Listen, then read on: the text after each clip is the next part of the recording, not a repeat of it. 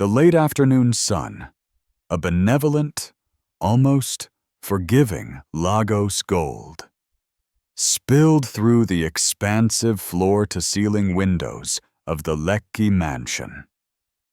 It painted long, warm stripes across the polished marble floors and illuminated the scene within with an almost cinematic perfection. Today was not just any day. It was a carefully constructed monument, a gleaming testament to a decade of what the world, and indeed Amara herself, believed to be a fairy tale marriage.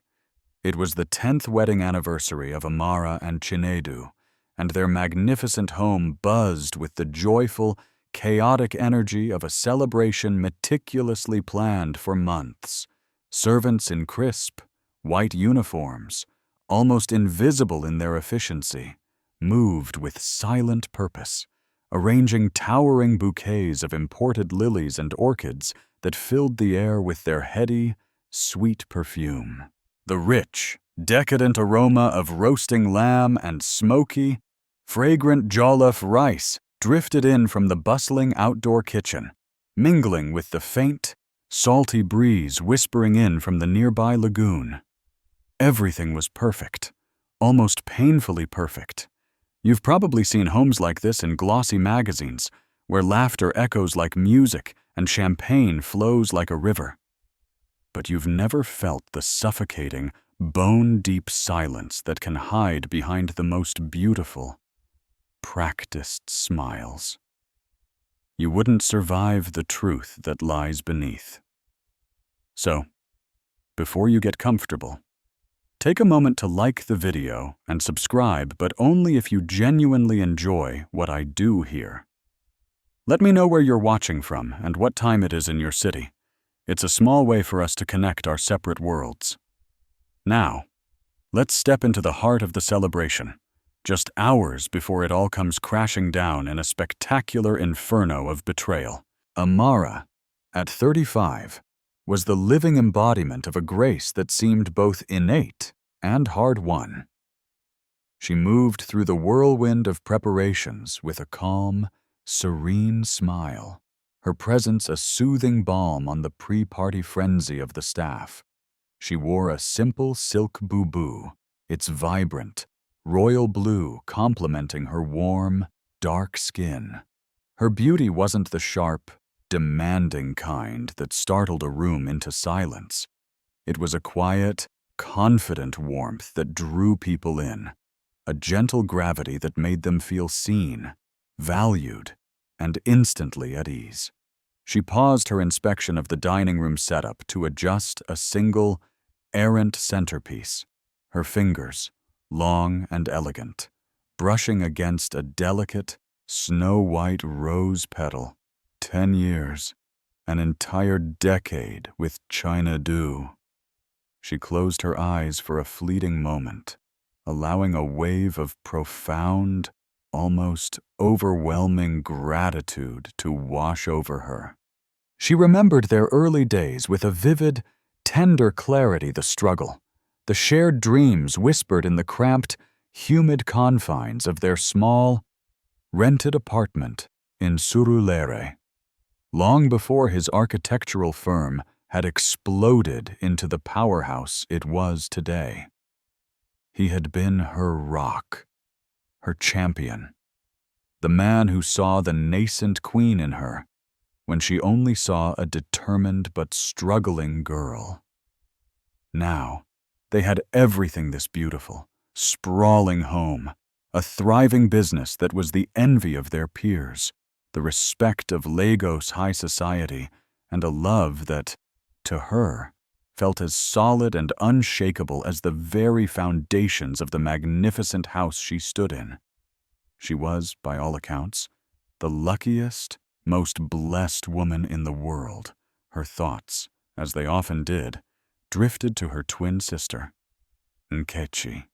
She wished Nkechi were here already, to share in this quiet, pre-party moment of reflection. She longed for her sister to be by her side, to help her get ready as they used to do when they were inseparable girls, sharing secrets and impossible dreams in the small, cluttered bedroom of their childhood home.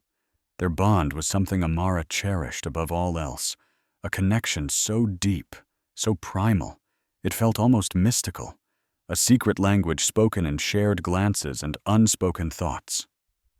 They weren't just sisters. They were two halves of the same soul, a truth made tangible by the one precious, irreplaceable heirloom their mother had left them. People always said they were as identical as 2 drops of water, but Amara knew the subtle, defining differences. Amara's eyes held the soft, dainty glow of contentment.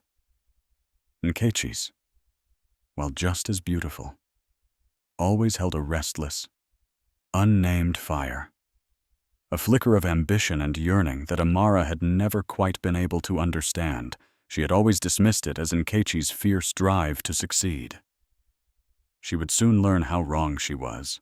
With a happy sigh, Amara walked up the sweeping marble staircase to her bedroom, a vast, serene sanctuary of cream, gold, and ivory. On her velvet jewelry box, catching the golden afternoon light, lay a delicate silver chain. It held half of a heart, intricately carved and embedded with a single, deep blue sapphire that seemed to hold a universe within its depths. It was her most precious possession. Their mother, her voice a fragile whisper on her deathbed, had pressed the 2 halves into their young hands. "Never let this heart be broken," she had pleaded, her eyes full of a mother's final, desperate love. "As long as you 2 are together, you are whole." Amara had worn her half every single day for the past 15 years, and Nkechi was supposed to wear the other. She picked up her phone, a small, happy smile on her lips, and dialed her sister's number. She wanted Nkechi to be here, to stand beside her tonight, their 2 halves finally making one whole, a perfect, poignant symbol for a perfect anniversary. "Nkechi," she said warmly when her sister finally answered. "Are you on your way? The party is about to start, and I miss my other half." "Almost there. Amma." Nkechi's voice came through, a little breathless, a little distant, as if she were speaking from the bottom of a well. "The traffic on the Lekki-Epe expressway is a complete nightmare. I'll be there as soon as I can, I promise." "Okay, darling. Just drive safe. And, don't forget our promise. Wear the necklace tonight. It would mean the world to me." There was a brief, almost imperceptible pause on the other end of the line, a hesitation so slight that anyone else would have missed it, but Amara felt it. "Of course," Nkechi finally said, her voice sounding a little strained, a little too bright. "I wouldn't forget. How could I see you soon?" Amara hung up, a faint, unnameable unease prickling at the back of her mind. Nkechi had sounded off, but she quickly, determinedly dismissed it. It was probably just the stress of the party, the notorious, soul-crushing Lagos traffic. Tonight was about joy. Tonight was about celebrating a decade of unwavering love. Nothing, and no one, could possibly spoil it. She slipped her half of the sapphire heart around her neck, the cool, familiar metal a comforting weight against her skin. She looked at her reflection in the grand, ornate mirror. She saw a happy, fulfilled woman. She saw a beloved wife. She saw a cherished sister. She saw a life of perfect, blissful harmony. She had absolutely no idea she was staring at the beautiful, fragile, sunlit calm right before the hurricane.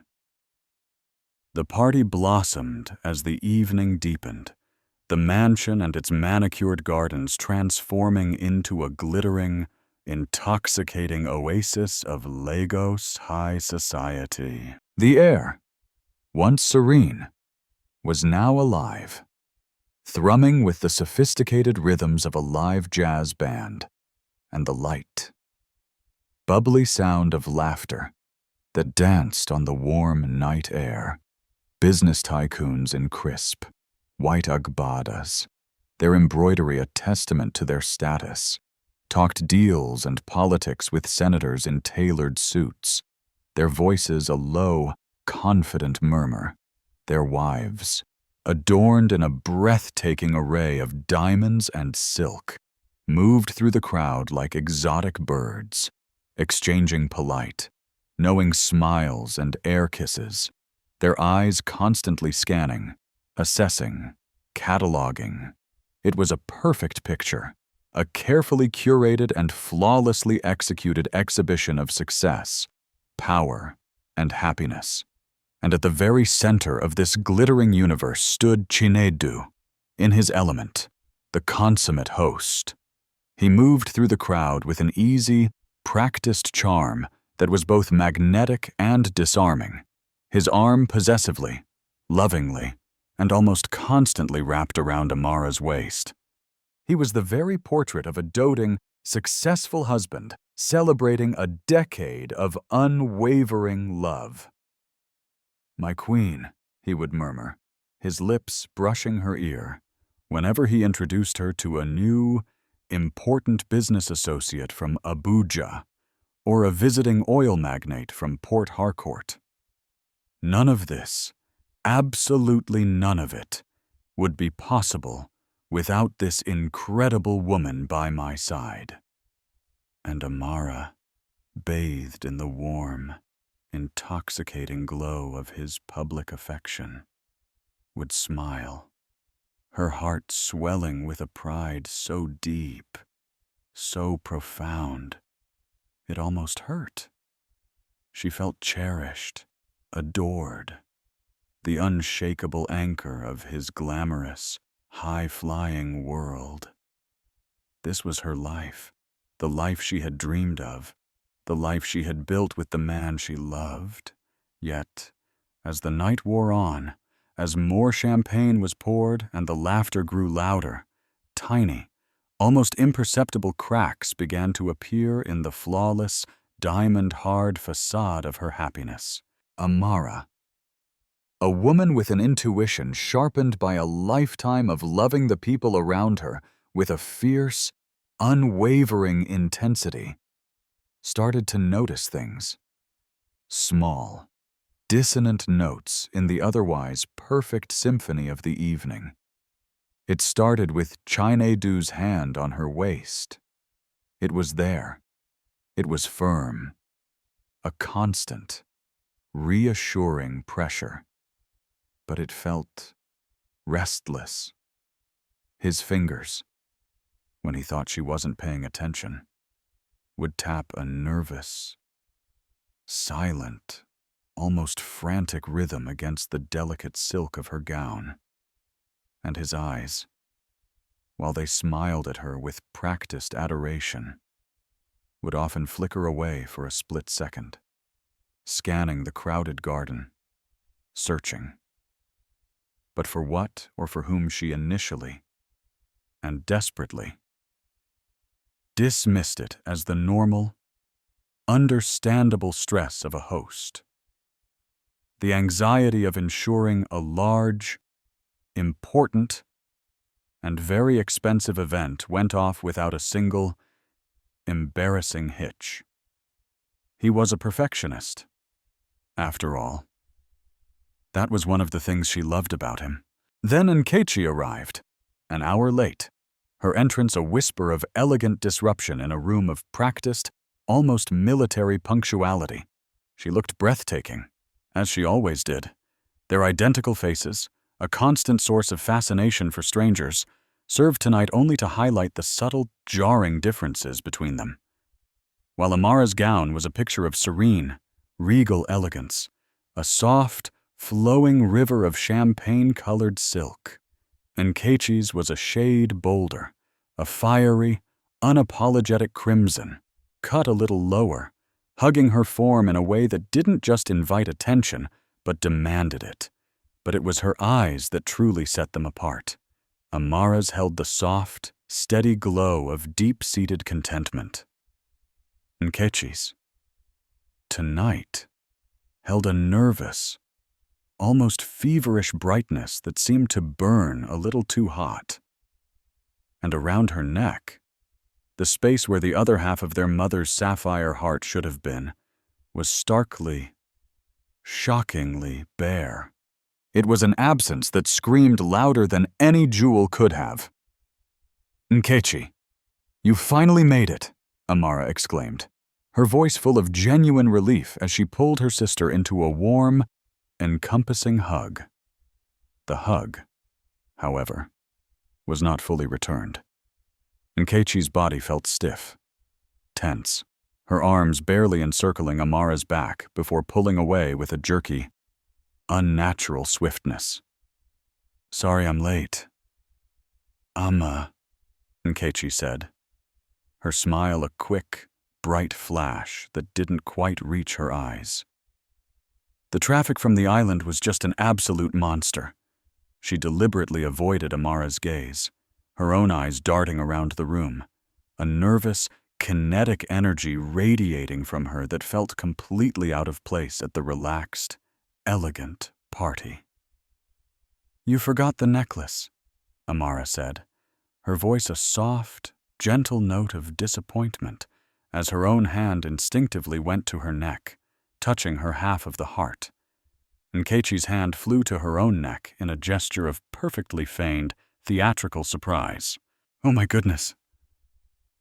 I'm so sorry in my insane rush to get here. I completely and totally forgot. It's sitting right there on my dresser. I feel absolutely terrible." The apology was smooth, polished, perhaps a little too well rehearsed. "It's all right," Amara said, quickly pushing down the small, illogical pang of hurt that pricked at her heart. "What matters is that you're here now, that we're together." But as the sisters stood side by side, a perfect, mirrored image of beauty, Chinedu approached them, a tray of freshly poured champagne flutes in his hand.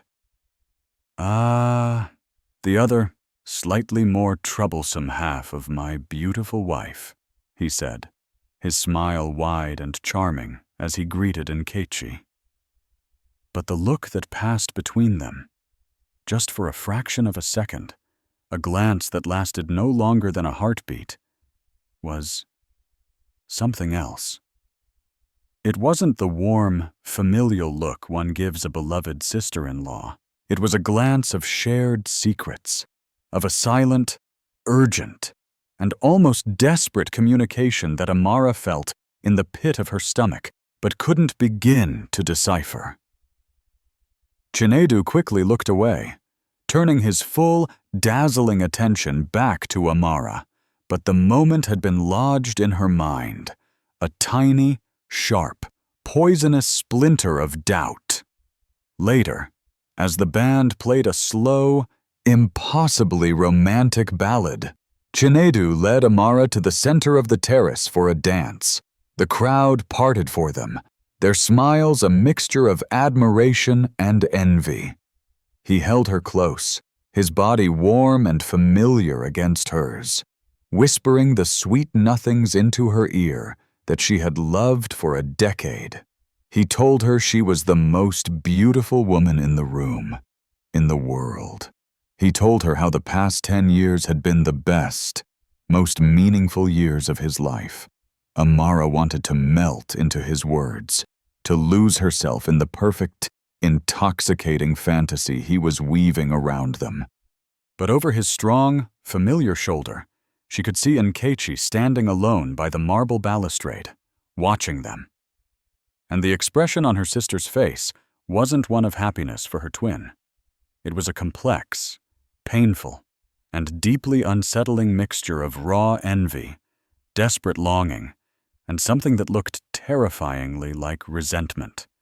The perfect picture of her life was beginning to fray at the edges, revealing the dark, ugly, and unsettling threads that lay just beneath the beautiful, golden surface. Amara closed her eyes, holding her husband tighter, trying to dance away the cold. Creeping and monstrous suspicion that was beginning to coil itself around her happy, unsuspecting heart. The jazz music swelled, a smooth, seductive melody that wrapped around the elegantly dressed guests. But for Amara, it had become a discordant, mocking soundtrack to the growing and undeniable unease in her soul. She tried, with a desperation that was foreign to her, to dismiss the strange, almost electric current that seemed to arc between her husband and her sister whenever they were in the same vicinity. She told herself it was a product of her own imagination, a figment of a mind overstimulated by the champagne and the emotion of the evening. She forced a radiant smile, accepted compliments from guests on her beautiful home and her even more beautiful marriage, and flawlessly played the part of the happy, contented wife at the center of a perfect universe. But the splinter of doubt, once lodged deep in her heart, had begun to fester, spreading its poison through her veins. She felt it as a cold knot in her stomach, a tightness in her chest that made it difficult to breathe. It was a small, practical matter, really, that finally pushed her from the foggy shores of suspicion to the sharp, rocky coast of action. The head caterer, a portly, perpetually sweating man named Mr. Deal, approached her for the second time that evening, his face a mask of polite, professional worry, his hands wringing a small, pristine white cloth. "Madam Amara," he said in a low, apologetic whisper, his eyes darting around as if he were imparting a state secret. "My deepest apologies for bothering you again, but the final installment check for the event staff. Your husband, Chief Chinedu, he assured me he would sign it before the main course was served, but I cannot seem to find him. And my staff, they are getting a bit restless." "Oh, of course. Dele, it's absolutely no problem at all," Amara said, her perfect hostess smile snapping back into place like a shield. "I'm sure he just got caught up in a deep conversation. He's terrible with time when he's talking business. I'll go find him right now and get that sorted for you immediately." It was the perfect excuse, a legitimate reason to escape the suffocating politeness of the party, to find Chinedu, and perhaps, in a quiet moment alone with him, to finally, once and for all, silence the fearful, ugly whispers that had started in her own mind.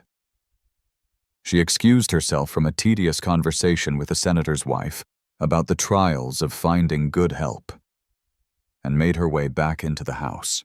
The cool, climate-controlled air of the mansion was a welcome, shocking relief from the humid, perfumed air of the garden party. She checked the study first, his favorite retreat, a masculine space of dark wood, leather, and the faint, pleasant smell of old books and Cuban cigars. It was empty. A half-finished glass of expensive single-malt whiskey sat on his mahogany desk, a small amber puddle of abandonment. She then headed up the sweeping marble staircase, the soft swish of her silk gown the only sound, towards their master bedroom at the end of the long, art-filled corridor. She assumed, and hoped, he had simply gone up to freshen up, to escape the demands of the party for a moment. The upstairs corridor was preternaturally quiet, a stark, jarring contrast to the vibrant, joyful energy of the celebration below. The heavy, ornate doors to the various rooms were closed, silent, imposing sentinels guarding the family's private life. As she walked towards their bedroom at the end of the hall, her silk slippers making no sound on the thick Persian rug, she noticed it a thin, almost invisible sliver of warm, yellow light escaping from under the door of the main guest room, the one they kept immaculately prepared for important overnight visitors. And then she heard them. The voices. At first, it was just a low, indistinct murmur, muffled by the heavy, soundproofed wood of the door. But as she drew closer, her hand instinctively going to her throat, her heart beginning to pound a slow, heavy, ominous drum against her ribs, the voices became clearer, sharper, and terrifyingly familiar. One was Chinedu's, his familiar, smooth, confident baritone. The other was female, and it was a voice she knew as well as her own, a voice that was a mirror of her own. It was the voice of her other half. It was Nkechi. A cold, paralyzing dread, so intense it was almost a physical force, washed over her. She stopped dead in the corridor, her hand hovering over the doorknob, her breath catching painfully in her throat. She shouldn't listen. This was a private conversation. It was probably nothing. A simple, innocent chat between a man and his sister-in-law. But the memory of that strange, charged, almost desperate look they had shared earlier, of Nkechi's tense, brittle demeanor, of Chinedu's restless, searching eyes, all coalesced into an undeniable, sickening certainty. She had to know. She pressed her ear gently, cautiously, against the cool, unforgiving wood of the door, her entire body trembling with a mixture of fear and a terrible, self-destructive need for the truth. "I can't keep doing this. Chinedu." Nkechi's voice was a strained, ragged whisper, laced with a raw desperation that Amara had never heard from her confident, vibrant sister before. "Tonight, seeing you with her, all smiles, touching her, calling her your queen, it's killing me. It's physically killing me." "Shh, baby, you need to calm down." Chinedu's voice was a low, soothing murmur, the same intimate, calming voice he used with Amara when she was upset or worried. The casual, thoughtless endearment. "Baby" was not a splinter. It was a physical blow, a punch to her gut that left her breathless. "It's just for a little while longer. We're so close. You know the plan." "What plan?" Nkechi's voice rose slightly, a frantic note of hysteria creeping in. "The plan where I have to stand there and watch my own sister, my twin, live the life that should have been mine.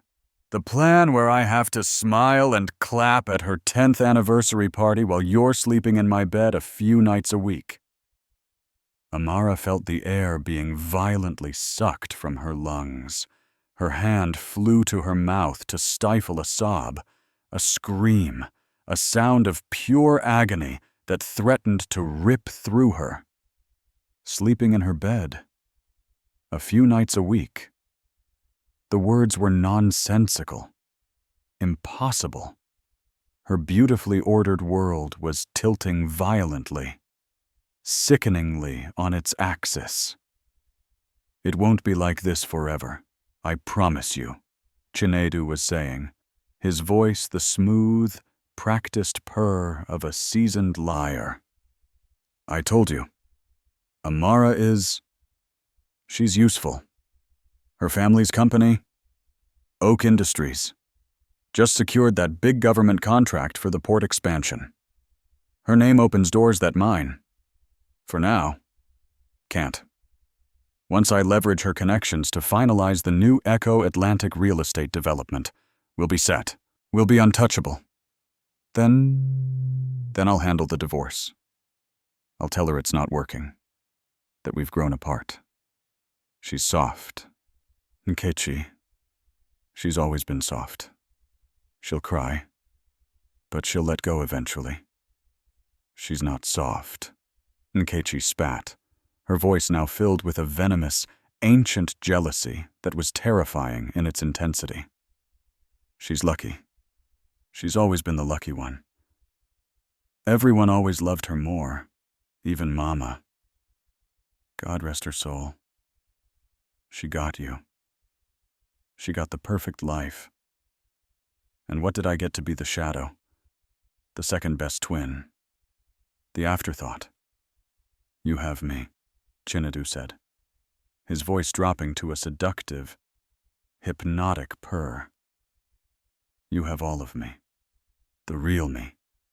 Amara just has the public version. The business arrangement. The performance. You know I've never loved her. Not like I love you. The lie was so profound, so audacious, so complete. It was almost a work of art. Amara felt a strange, cold clarity descend upon her, a chilling calm that pushed the white-hot agony into a separate chamber of her heart. She had been living in a beautifully constructed, impeccably decorated lie for 10 years. Her perfect marriage, her loving husband, her devoted sister. It was all a sham, a performance, a business arrangement. She stumbled back from the door, the whispered, poisonous words from within the room now a deafening, echoing roar in her ears. She needed to see. She needed the final, brutal, visual confirmation. Her hand, now impossibly, terrifyingly steady, reached for the doorknob. The heavy, ornate brass doorknob felt impossibly cold in Amara's trembling hand, a stark, metallic contrast to the fire raging in her veins. For a single, eternal, heart-stopping second, she hesitated. A fragile, dying part of her, the hopeful, trusting woman she had been just 10 minutes ago, screamed at her to turn away, to run back down the grand staircase and pretend she had heard nothing at all. She could go back to the party, back to the beautiful, glittering lie, and perhaps, through sheer, desperate force of will, she could continue to live inside it for a little while longer. But the other part of her, the part that had just been violently shattered and instantly reforged in the crucible of absolute betrayal, knew that ignorance was a cage she could no longer, and would no longer, inhabit. She needed the truth.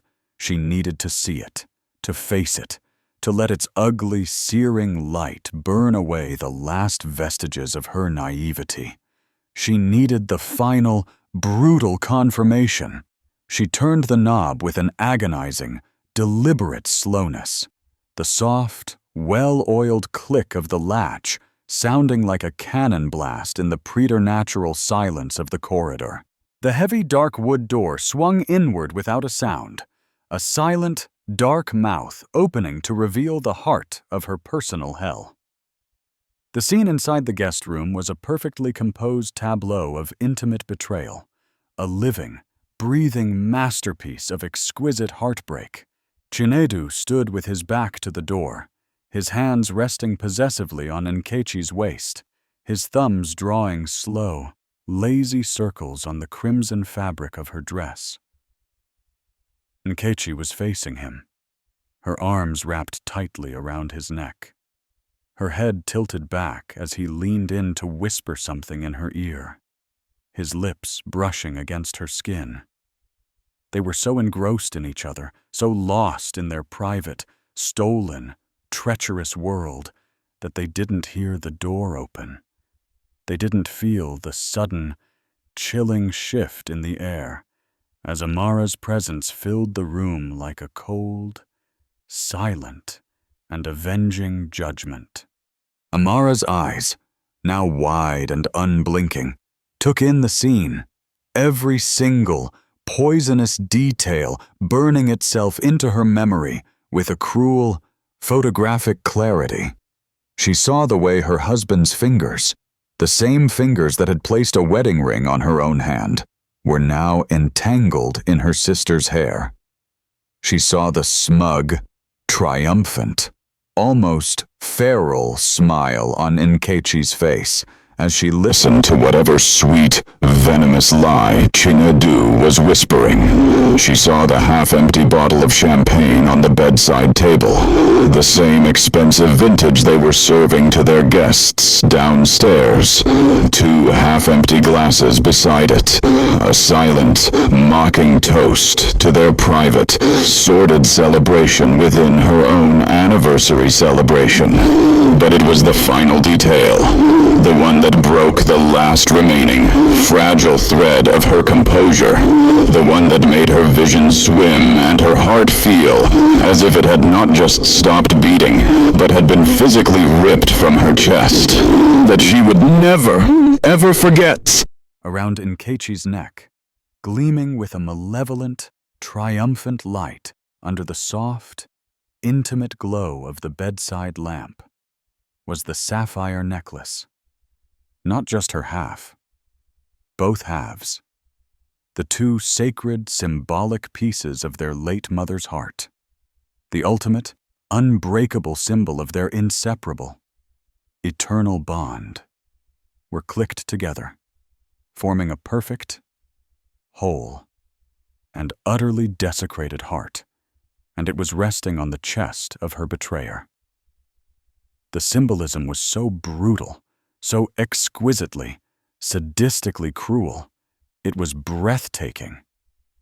Nkechi wasn't just stealing her husband, she was stealing her identity, her history, her sacred connection to their mother, her very soul. She was wearing their shared past as a trophy of her conquest. She was declaring, in the most vicious way possible, that she was the whole one, the complete one, the victorious one, and that Amara was nothing but a discarded, forgotten, broken half. A sound, a small, strangled, almost inhuman gasp, escaped Amara's lips. It was enough. It was everything.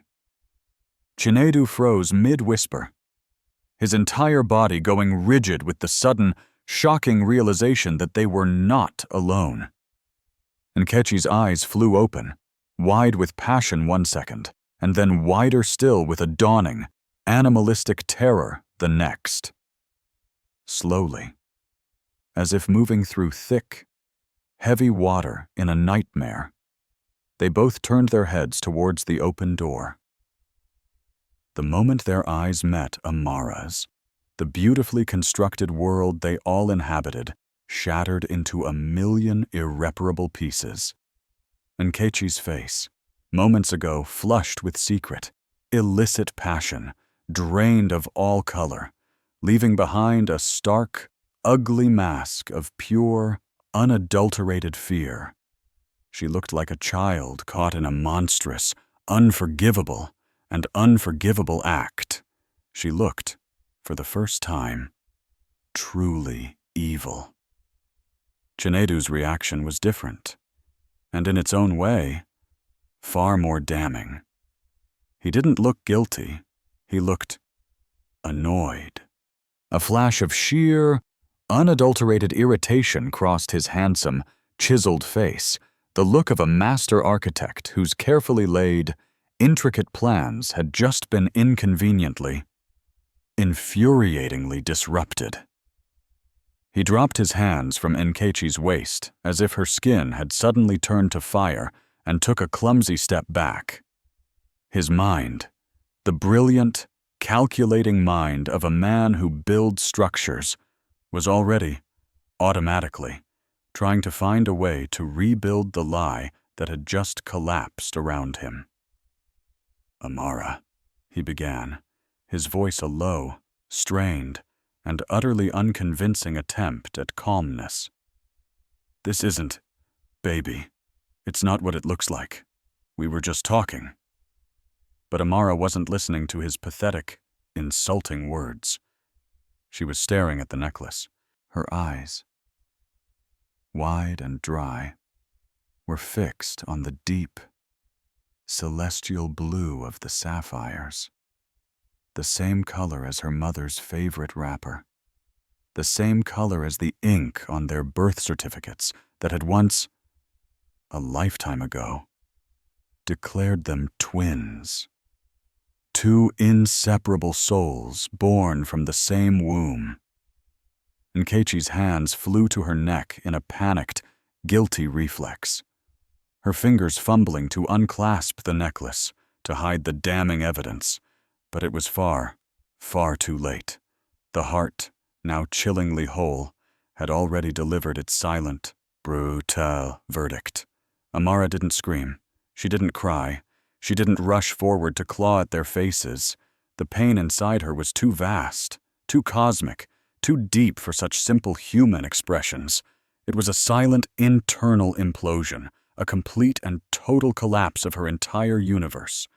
She simply stood there in the doorway, her beautiful, regal face a blank, unreadable, and terrifyingly calm canvas. Her eyes, once so full of a warm, trusting love, were now empty, hollowed out by a betrayal so profound it had extinguished the very light within them. She looked at her husband, the man she had loved and supported for a decade, and then she looked at her twin sister, the other half of her soul, and in their panicked, guilty, and suddenly pathetic faces, she saw only strangers, monsters. Monsters wearing the beloved faces of the two people she had loved most in the entire world. Without another word, without another sound, she took a single, deliberate step backward, pulling the door slowly, silently shut, leaving them trapped in the room with their sordid, ugly, and now exposed truth. The soft, final click of the closing door was the sound of a life, a marriage, and a sisterhood ending forever. Amara stood in the silent, dimly lit upstairs corridor, her back pressed hard against the cold, unforgiving wood of the guest room door. The door itself seemed to vibrate with the panicked, muffled sounds of the chaos erupting within Chinedu's urgent, frantic hisses, Nkechi's choked, hysterical sobs. But to Amara, it was all a distant, meaningless noise. Her own world, her internal landscape, had gone completely, profoundly silent. The vibrant, joyful sounds of the party still drifting up from the gardens below. The smooth, seductive melody of the jazz band. The polite, tinkling laughter of the guests felt like they were coming from a different planet, a different, forgotten lifetime. She had braced herself for a tidal wave of emotion, an uncontrollable tsunami of feeling she expected screaming, soul-shattering rage. She expected gut-wrenching, body-racking sobs. She expected a violent, primal, physical need to break something, to shatter the beautiful, deceitful objects that filled her beautiful, deceitful home. But instead, there was nothing, just a vast, cold, and terrifyingly calm emptiness. It was the preternatural calm at the very eye of a hurricane, a place where the destruction is so absolute, so complete, that all that remains is a profound, unnerving, and dangerous stillness. The woman who had walked up these stairs just 10 minutes ago, the happy, trusting, beloved wife named Amara, was gone. She had died in that doorway. In her place stood someone else, a stranger to herself, a woman carved from the iciest shards of heartbreak and a terrible, electrifying, newfound clarity. She took a slow, deliberate breath, the air feeling foreign and thin in her lungs. Then another, Her hands, which had been trembling so violently she thought her bones might break, were now perfectly, unnaturally steady. Her mind, once a warm, sunlit garden of love and happy memories, was now a cold, crystalline, and perfectly ordered structure of singular purpose. She would not fall apart. She would not run away. She would not give them the satisfaction of her tears or the drama of her rage. They had expected a messy, hysterical, emotional scene. They had expected her to crumble. They had, for 10 long years, completely and utterly underestimated her. They had mistaken her deep kindness for weakness, her unwavering trust for naivety. That was their first and most critical mistake. It would also be their last. She turned away from the door, her movements no longer the graceful, fluid motions of a happy woman, but the precise, economical movements of a predator. She walked to the master bedroom, her sanctuary, which now felt like a beautifully decorated, sun-drenched crime scene. She stood in front of the ornate, full-length, gold-leafed mirror and looked at her reflection with a cold, detached curiosity. The woman staring back at her was still beautiful, her makeup flawless, her champagne-colored silk gown shimmering under the soft, recessed lights. But her eyes were entirely different. The gentle warmth was gone, extinguished, replaced by a hard, brilliant, and dangerous fire. They were the eyes of a queen who had just discovered a treacherous coup in her court and was now calmly, methodically, and ruthlessly planning the public execution of the traitors. She didn't storm back downstairs in a flurry of righteous anger. She took her time. With a steady hand, she opened a drawer in her vanity and took out her lipstick, a bold, defiant crimson she rarely wore. She carefully, precisely reapplied it, her lips forming a perfect, sharp, and unforgiving bow. She adjusted the single, broken half of her sapphire heart, letting it rest against her collarbone not as a symbol of her loss, but as a declaration of her newfound independence. She was a half, yes, but she was a half that was about to prove she was stronger than their pathetic, deceitful whole. Then, she composed her face into a mask of serene, unbothered, almost beatific grace, a smile so radiant and so utterly empty of warmth, it was chilling. She was ready. She descended the sweeping marble staircase, not like a wounded wife fleeing the scene of her own heartbreak, but like a monarch returning to her throne, ready to pass judgment. Her steps were even, measured, her head held high. No one, absolutely no one, would have guessed that her entire universe had just been systematically and brutally burned to the ground.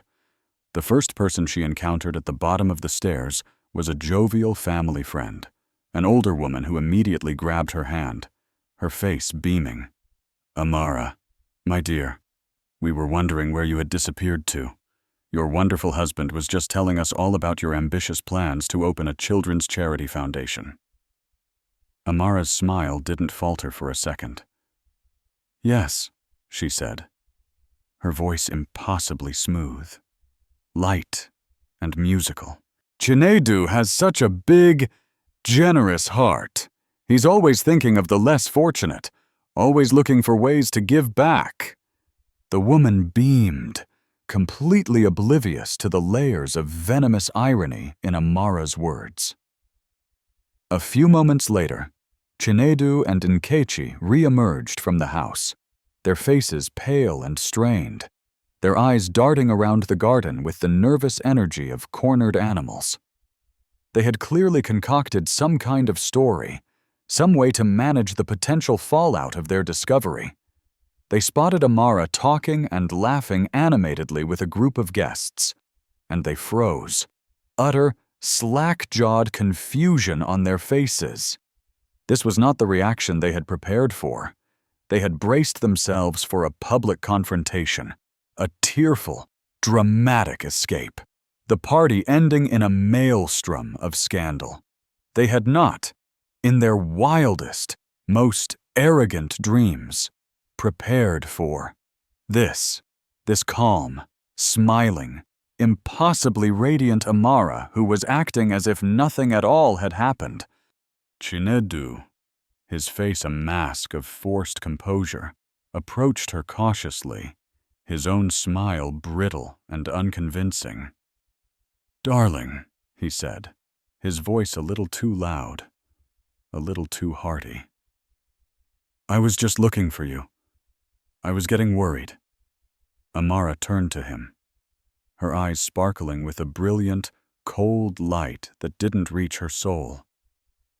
"And I was just here, my love," she replied, her voice a silken purr as she took his arm, her touch both a caress and a capture.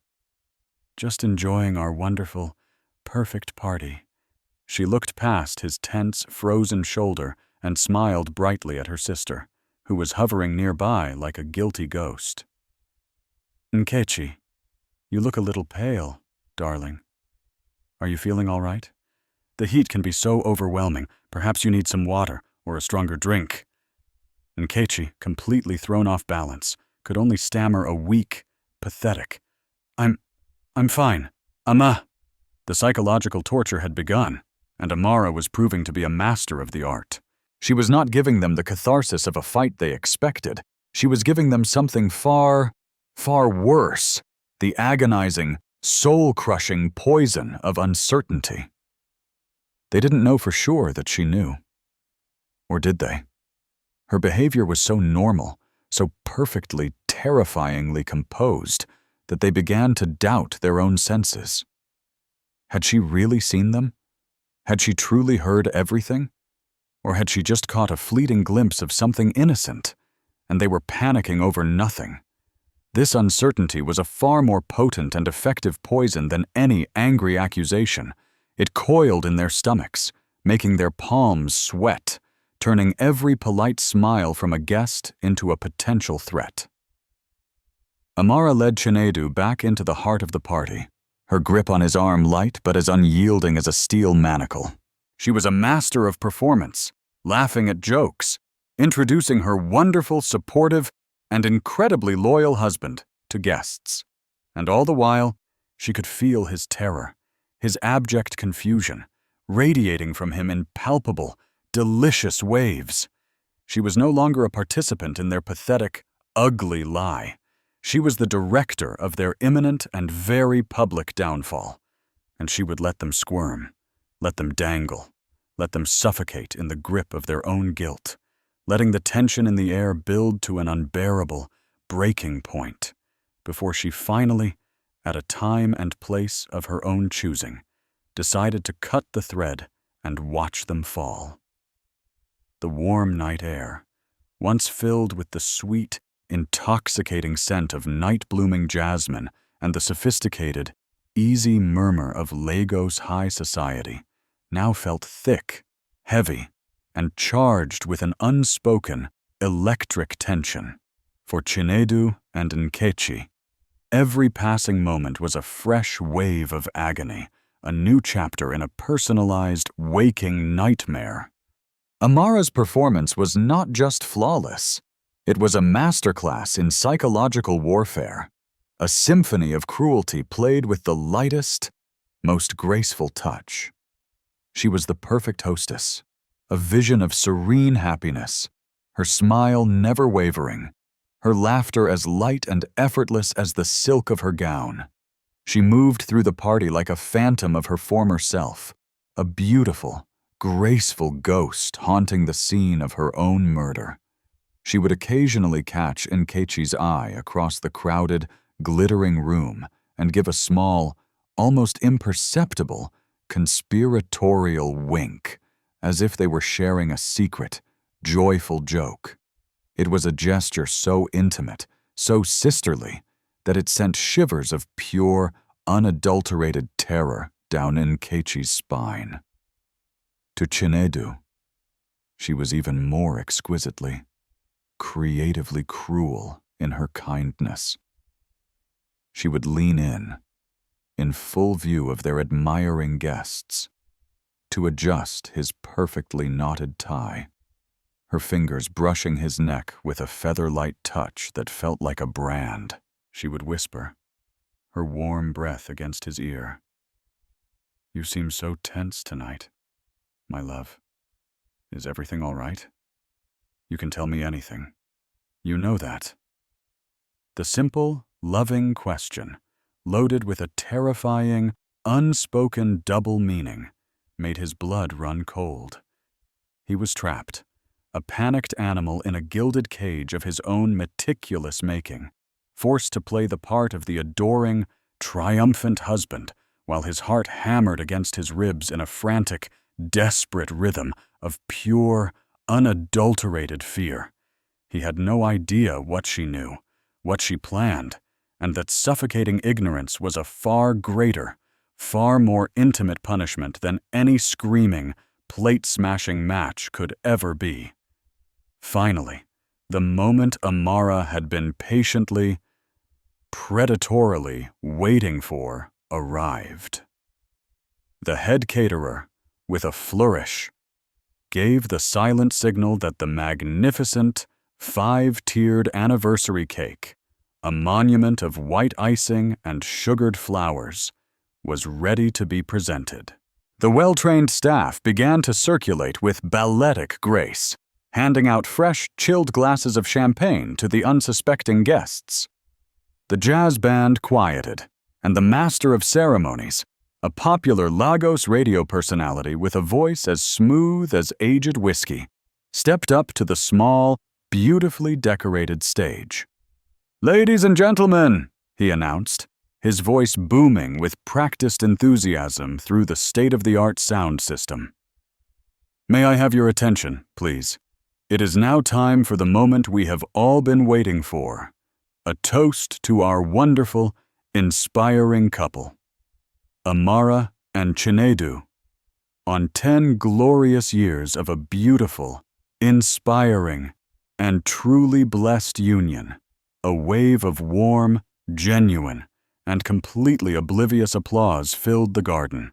Guests turned their smiling, happy faces towards the small stage, where the cake stood like a towering, edible monument to a decade of carefully constructed lies.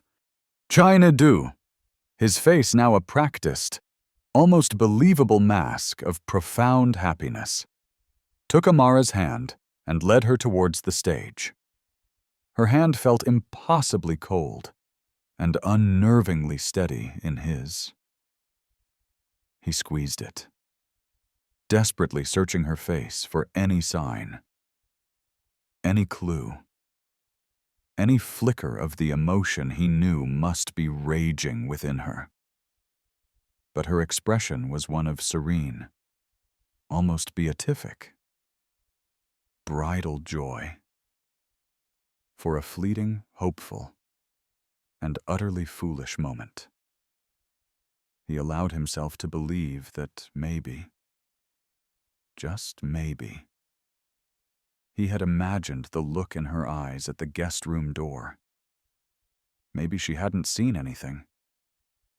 Maybe, by some miracle, everything was going to be okay.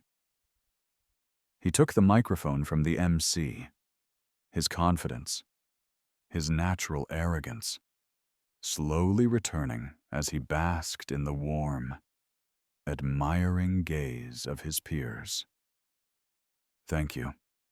Thank you all for being here," he began, his voice smooth, resonant, and dripping with a hypocrisy so profound it was almost admirable. 10 years, a full decade.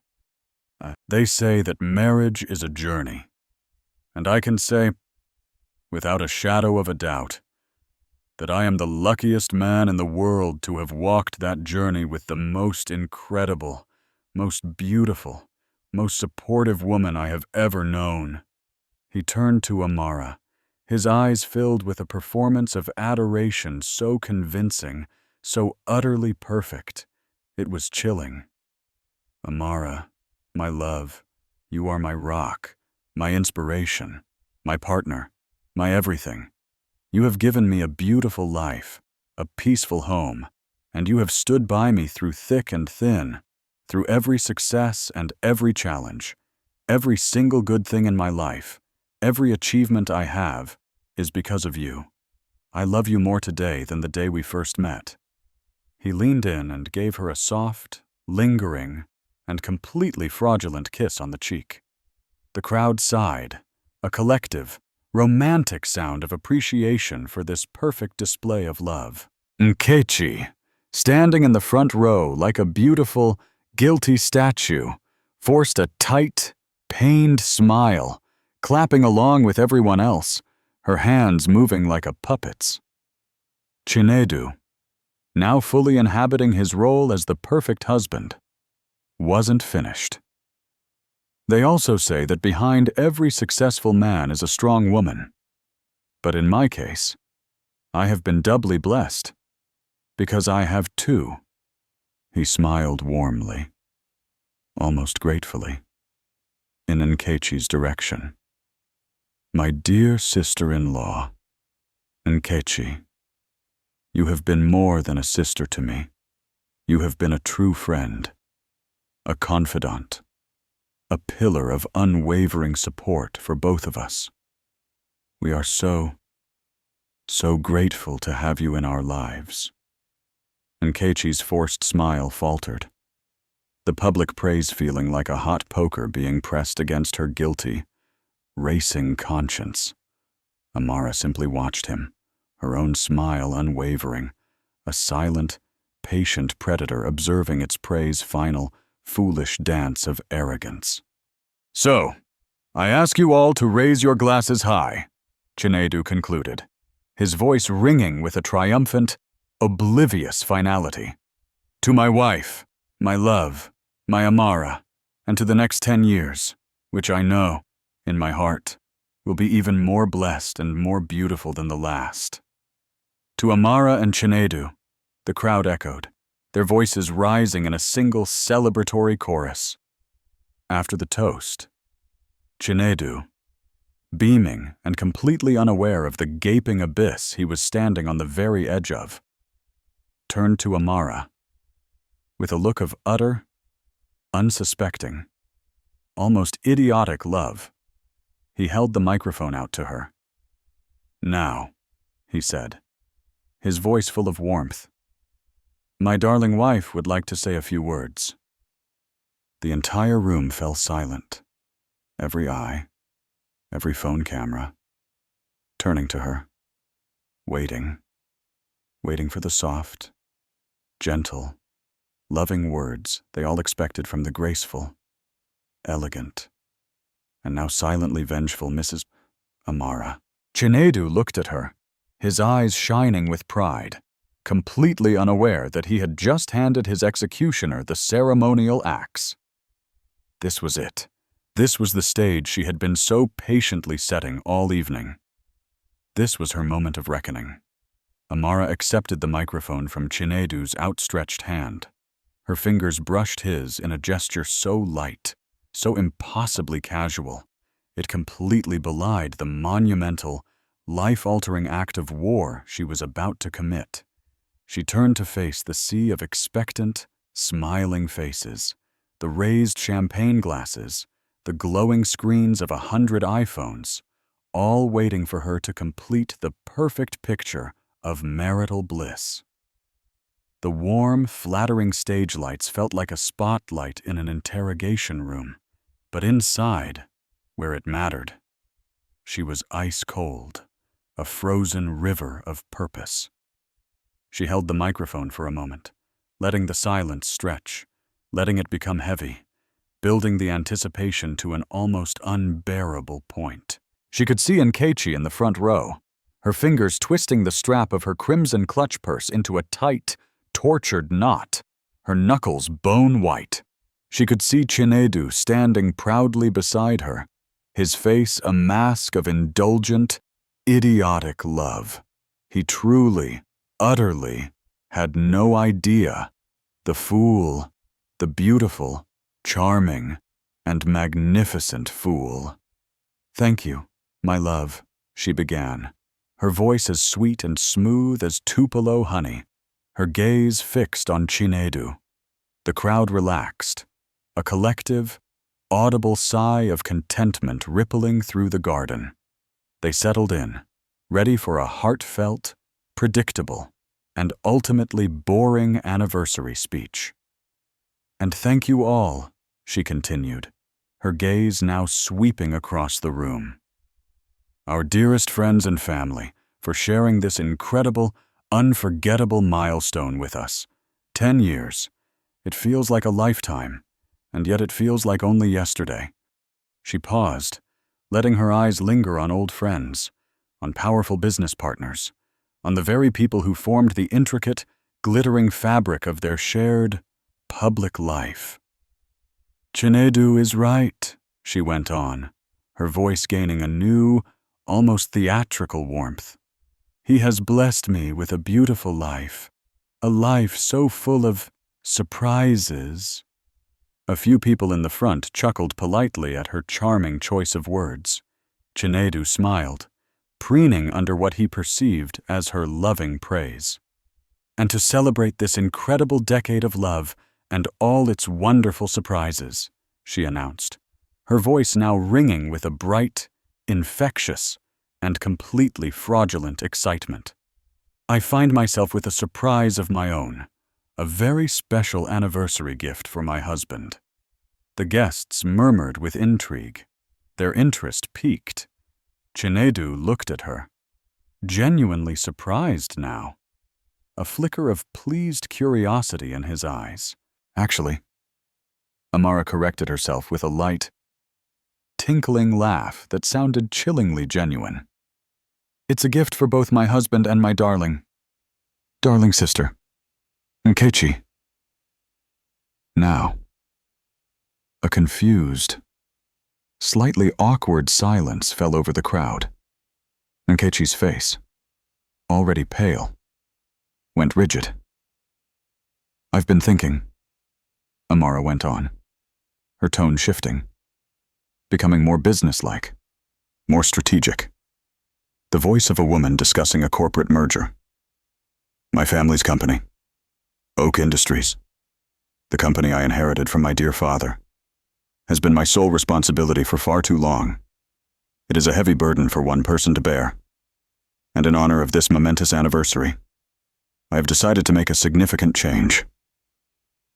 So, tonight, in front of all of you, my most trusted friends and advisors, I want to officially announce that I am transferring a 40% controlling stake in Oak Industries to my brilliant, deserving husband." Chinedu. Gasps, sharp and audible, erupted around the room. This was not a gift. It was a seismic shift in the city's corporate landscape, a transfer of power and wealth on a scale that was staggering. Chinedu stared at her, his mouth literally falling open, his mind, for once, unable to process what was happening. 40%. That was an empire. That was everything he had been secretly, ruthlessly working towards. The guests, recovering from their shock, burst into stunned, impressed, almost reverent applause. "But wait, there's more," Amara said, holding up a perfectly manicured hand to quiet them. Her smile was blinding now, a weapon of mass destruction. "I also know that Chinedu cannot possibly handle such a great responsibility alone. He will need a trusted, loyal partner, someone who understands him intimately." She turned her radiant, unforgiving gaze directly onto her sister. "And that is why I am also gifting a 10% stake to my beloved twin." Nkechi, so that she may become his official business partner. I trust that with their unique closeness, their special bond, and their profound understanding of each other, they will lead the company to unprecedented new heights. The room was now in a state of confused, delirious ecstasy. This was a soap opera playing out in real life. Chinedu and Nkechi were frozen, their faces a grotesque, comical mixture of naked greed, profound shock, and sheer, abject terror. They had been handed the entire kingdom on a silver platter, and they knew, with a sickening certainty, that it was a trap. However, Amara's voice suddenly dropped. The warmth, the excitement, the joy, it all vanished, replaced by a chilling, razor-sharp coldness that sliced through the warm night air. This generous gift, this entire transfer of my father's legacy and fortune, comes with one small, non-negotiable condition. She paused, her timing impeccable, letting the silence become heavy, suffocating, unbearable. It is only valid, if this 10-year marriage has been built on the sacred foundation of trust, fidelity, and honor that everyone here tonight is so beautifully celebrating. She let that single devastating sentence hang in the air for a long, agonizing moment. Then, with a slow, deliberate turn, she faced her sister. Nkechi, my dear, Chinedu told me he gave you a very special, very personal gift last night, to celebrate our anniversary with you. A little token of his family affection. Won't you show everyone the beautiful necklace he gave you? All eyes, 100 pairs of them, swiveled to Nkechi. She instinctively clutched her neck, her face ashen, her eyes wide with the frantic terror of a cornered animal. The complete, two-halved sapphire heart, the ultimate symbol of her treachery, was hidden just beneath the collar of her crimson dress. Show them, Amara commanded, her voice no longer a whisper, but a royal decree. Trembling, her body shaking uncontrollably, Nkechi could only shake her head, hot tears of shame and fear finally spilling down her cheeks. No. Very well then, Amara said smoothly, turning back to the horrified crowd. Perhaps this will help you all understand the nature of their new business partnership. And with that, she lifted her phone, which had been silently connected to the main sound system all along. She pressed play. The sound that filled the room was not music. It was Chinedu's voice, amplified, damning, and utterly inescapable. She's soft. Nkechi. She'll cry, but she'll let go. It was followed by Nkechi's venomous, jealous reply. She's always been the lucky one. She got the perfect life. And then, the most damning most humiliating sound of all the unmistakable, intimate, sordid sounds of their secret, treacherous encounter. The recording ended. The silence that followed was absolute, a profound void of shock and collective horror. Then, Amara spoke one last time, her voice impossibly calm and clear. The gifts, of course, are withdrawn. My marriage is my asset, and I am liquidating it. The party is over. The aftermath was not a storm. It was a silent, devastating implosion. The beautiful, glittering world that Amara and Chinedu had so meticulously constructed together, a world built on her family's legacy and his ambition, collapsed in on itself in a matter of seconds, leaving behind only the smoking, ugly ruins of reputation and the cold, bitter ashes of a decade-long lie. The profound, horrified silence that followed Amara's final, devastating pronouncement was broken by a single, sharp, and shockingly loud sound, a champagne flute dropped from a nerveless hand, shattering on the pristine marble floor. It was as if a spell had been broken. The stunned, collective paralysis of the guests gave way to a chaotic, almost frantic symphony of gasps, horrified whispers, and the rustle of expensive fabrics as people friends, family, business partners instinctively recoiled from the blast zone of the scandal. They scrambled for their phones, their fingers flying across screens, desperate to be the first to break the news, to share the delicious, ruinous gossip. The fairy tale was over, and the feeding frenzy had begun. Chinedu stood on the stage, a hollowed-out statue of a man, his face a grotesque, frozen mask of disbelief and ruin. The microphone, which he had held with such arrogant, self-assured confidence just moments before, slipped from his numb, useless fingers and clattered to the floor. It let out a piercing, high-pitched screech of feedback that seemed to echo the silent, agonized scream trapped in his own throat.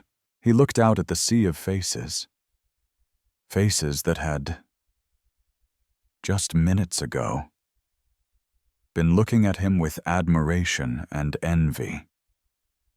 Now, he saw only a uniform expression of pity, contempt, and a certain cold, clinical curiosity. His empire, built so carefully on the strong, respectable foundation of her family's name and the mortar of his own smooth, calculated deceit, had not just cracked, it had been utterly, publicly, and irrevocably demolished. Nkechi was in a worse state, a spectacle of pure, unraveling despair. She let out a single, animalistic sob, a sound of such raw, primal agony that several guests physically flinched. She tried to flee, to run, to disappear into the night, but there was nowhere to run. She was trapped, surrounded by a suffocating, silent wall of accusing eyes. She stumbled, her impossibly high designer heels catching on the soft astroturf of the garden, and fell to her knees. A crumpled, pathetic heap of shame and expensive crimson fabric. She remained there, her face buried in her hands, her body shaking with violent, silent sobs. But Amara was no longer looking at them. Her work was done. Her judgment had been delivered, with a calmness that was both terrifying and magnificent in its finality. She turned, not to her shell-shocked husband or her sobbing sister, but to the magnificent, 5-tiered anniversary cake. She picked up the ceremonial silver knife, its handle heavy and cool in her hand, and with a single, clean, deliberate, and almost violent motion, she sliced it perfectly in half. The act was symbolic, a final, visceral severing of their union, a clean cut through a decade of rot. She then placed the knife down gently, turned to the stunned, open-mouthed band leader, and said, her voice clear and audible in the sudden, electric hush, "Please, play something, a celebration, for a new beginning." Then, without a single look back at the wreckage she had wrought, she walked off the stage, her steps even and unhurried. She moved through the parting sea of guests, who stared at her with a mixture of awe and fear, and disappeared back into the mansion, her posture as straight and regal as a queen leaving a battlefield she had just, against all odds, definitively won. The days that followed were a blur of legal meetings and explosive media fallout. The story was everywhere, the most salacious, most talked-about scandal to hit Lagos high society in years. Chinedu became a pariah, The real estate development deal, the one he was banking his entire future on, collapsed overnight as his primary investors, unwilling to be associated with his tainted name, pulled out. His prestigious architectural firm lost its most valuable clients, who quietly and quickly terminated their contracts. He was asked to resign, politely but firmly. From the boards of 2 major corporations, his social life evaporated. He had tried to reach Amara. Of course, dozens of desperate, pleading calls that went straight to voicemail, hundreds of frantic texts that were left unread, long, rambling, self-pitying emails filled with pathetic excuses and hollow apologies. She never responded. She had her lawyers handle everything. The divorce was swift, efficient, and brutal. He lost the mansion, as it had always been in her family's name. He lost access to her family's network. He had played for everything and ended up with nothing but the consequences of his own greed. Nkechi faced a quieter, but perhaps more profound, exile. Her family ostracized her. Her friends, who had once envied her beauty and charm, now avoided her, her betrayal too toxic to touch. She left Lagos, disappearing to some unknown city, her name becoming a cautionary tale whispered at family gatherings. Months later, Amara stood in a place she never thought she would be, a place she had once gladly abdicated the CEO's office of her late father's company. After the dust had settled, she had realized that running away was not an option. This company, this legacy, was hers. She had the intelligence, the strength, the resilience to lead it. She had spent too long being a supportive wife.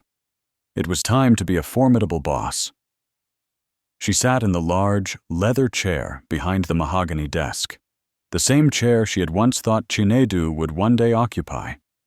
She looked out at the city skyline, not with the contentment of a wife, but with the sharp, focused vision of a leader.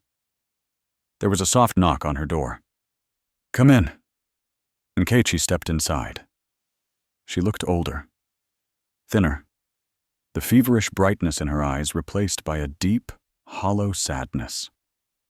She stood hesitantly by the door, no longer the confident, seductive woman from the party, but a broken, contrite shadow. I came to say I'm sorry. Amara, she whispered, the words sounding foreign and difficult in her mouth. I know it doesn't change anything. I know I don't deserve your forgiveness, but I needed to say it. Amara looked at her sister, her twin, her other half, for a long, silent moment. The rage was gone. The ice had melted, leaving behind only a profound, aching sadness for what they had lost, for the bond that could never be fully repaired. Forgiveness is a long journey. Nkechi, Amara said, her voice soft but firm. I think you need to start by learning to forgive yourself first. She didn't offer a hug. She didn't promise that things would ever be the same. But in not turning her away, in offering that small, difficult sliver of grace, she opened a tiny, fragile door for a future where healing, at least, was possible. After Nkechi left, Amara picked up the single half of the sapphire heart that now sat on her desk as a paperweight. She held it in her palm, its edges sharp against her skin. She didn't try to find the other half. Nkechi had left it behind, but Amara had no interest in it. She didn't need to be made whole by anyone else. She was complete on her own. She put the silver chain back on, letting the broken heart rest against her chest. It was a scar, a reminder, but it was also a symbol of her own, hard-won strength, a testament to the fact that even a heart broken in half could still beat strong, proud, and free. As she turned back to the window, looking out at the endless possibilities of the city below, she wasn't looking for a new love.